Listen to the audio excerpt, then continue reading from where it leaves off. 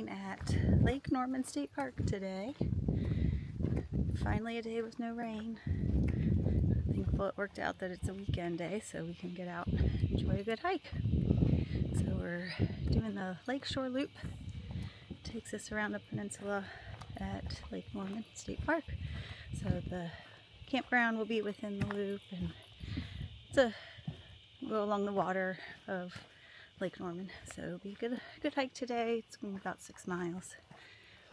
It's definitely humid, but the sun's out and we're not being soaked by the rain, so it's a good day. All the trails are closed for bikes right now because of all the rain we've been getting. It is pretty muddy and slippery, so it's good they don't have bikes out here today too. But it's a pretty place to walk. There's definitely quite a few hikers out though today. It's always fun to see.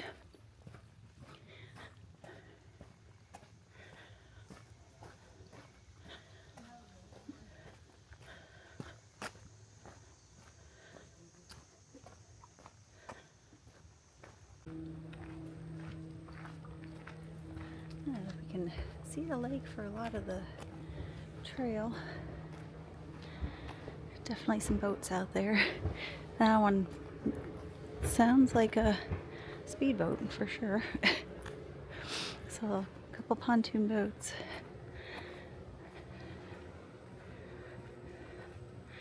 But the trees are definitely looking like they're struggling through here.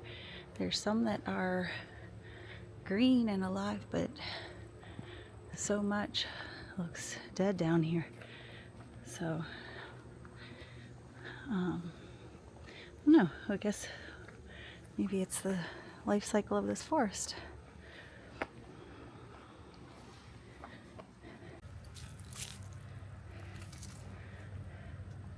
That is a big mushroom there. Wow.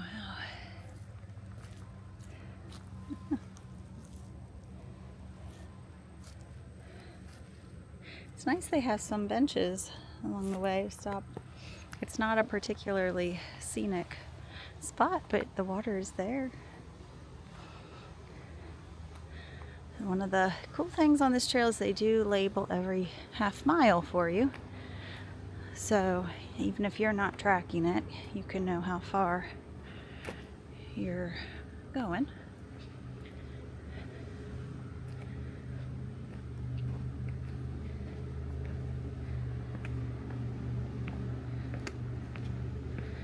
We made it through our second week of school. Excited for the growth that's already happening. A little frustrated by the struggles we're still having, but that's how it goes. You're gonna have the good and the bad, and I so appreciated one of the 7th grade principal. They're a very supportive administration, which is fantastic. And I had him come down and give some support with some of the strugglers. And I was expressing how I'm so disappointed that some of those kids are affecting the ones that really want to be there and really want to learn. And not allowing them to reach their potential because we're not able to cover everything in class or engage as we want to. So it made me really think about the impact that we have on each other. And so the principal was saying, well, you got to take care of those that want to be here and want to learn, and then he would take care of the others and hopefully help them get on their track of where they need to be. Everybody's track is different, so gave a little bit of freedom to really explore that and let them figure it out. I'm always encouraging them to remember that it's their education and I'm just there supporting them, and my goal is for them to be lifelong learners. I'm hoping they'll learn the math content during the year too, but even if they don't, I want them to be lifelong learners and figure out who they are and where they belong. So there's one student that the first week was one of the ones struggling, very emotional, and there was a lot going on with her. And this week it's been a completely different scenario for her, and that contrast of the green and the blue, oh, that's so pretty. So that's been really exciting to see that positive influence on somebody. And as she's been given opportunities to shine and to express herself and be okay with not knowing how to do something and feel comfortable with asking for help, that's that lifelong learner that I'm wanting for all of these kids. And by the end of the week, she was helping me with things and raising her hand and volunteering. She was sharing her answers and her thoughts, and just such a turnaround. And it is moments like that that remind teachers, you're here for a reason. You hope that you end up having a good impact on all of your students. It's just not always as clear as it is with some. So those clear ones are really good reminders.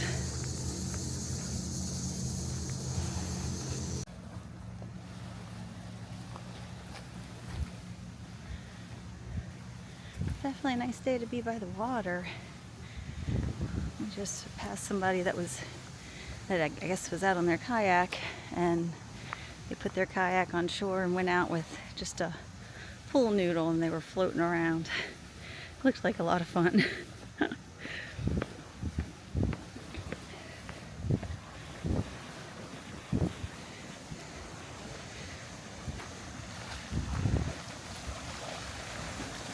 So while we're dealing with behavior problems at the school and having to do all the paperwork and write-ups or whatever's needed to get things set up for the kids that need more support, we're also writing positive referrals, which I think is fantastic, because so often those kids that are doing the right thing, or just doing what they're told to do, they go unnoticed. And I think it's awesome to acknowledge them and encourage them to continue, and other students see that, and it makes them have a desire to be recognized for the good as well. So those are the referrals I've been really enjoying writing. I wrote two one day because I have a student that's in a wheelchair, and we were getting ready to leave lunch, and the girl had transitioned to the seat at the table. So another girl got up and got her chair when it was time to get ready to go out, and made sure the kids cleared enough space so that she could transition back to her chair, and was like really just a supportive classmate. It made me smile so much. And then as they were leaving the cafeteria, a spider across my face. Another girl joined them, and actually the girl in the wheelchair was struggling with all of her belongings, and to wheel herself. So the other girl actually grabbed the chair and was pushing her so that she could hold on to her belongings instead, and was making their way through clearly, and like not bumping into anyone, and making sure everyone was staying out of the way so that they could get through safely. And I just thought both girls showed such good character. and a strong character, and they were stepping up to do what somebody else needed when they couldn't do it for themselves. So I was excited to write those up for the administration and then call the parents and let them know that their daughters' actions weren't going unnoticed, and they're doing a good job teaching their daughters. So that was really awesome. I know other people then see those girls doing things and catch on, and they'll start helping out with her or with somebody else. When somebody needs a pencil, they'll be eager to go help or offer one, or offer to put their books or calculators away. These are all things that I've seen because of the influence of the other students. So I get really excited about the good influences.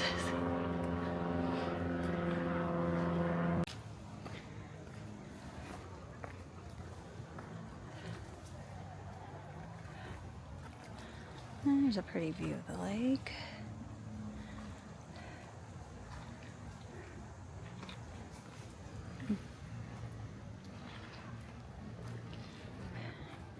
Can kind of hear the waves over the boats lapping up onto the shore over here.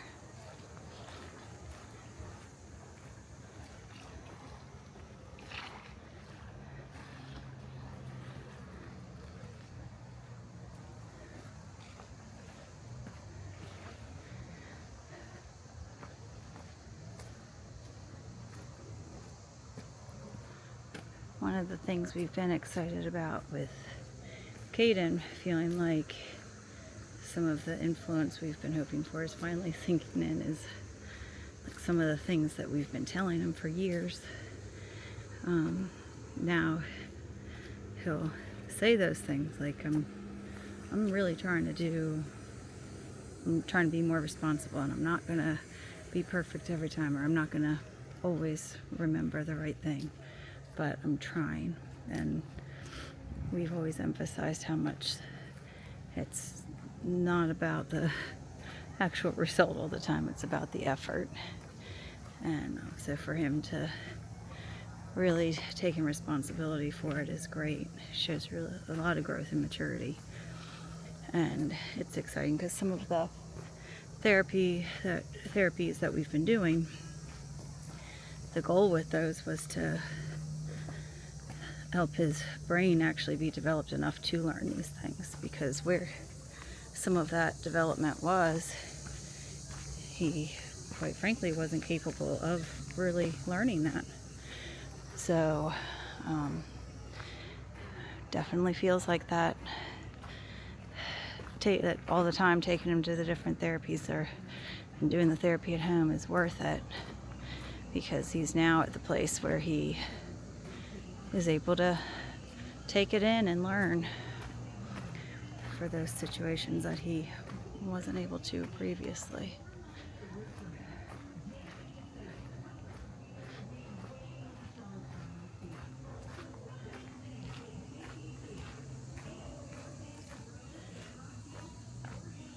This trail does have quite a bit of up and down.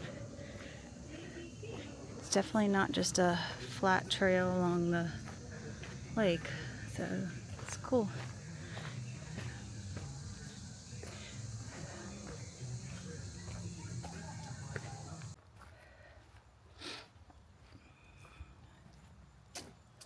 Pretty dry down there, but they have a bridge going over it. Making her way up here.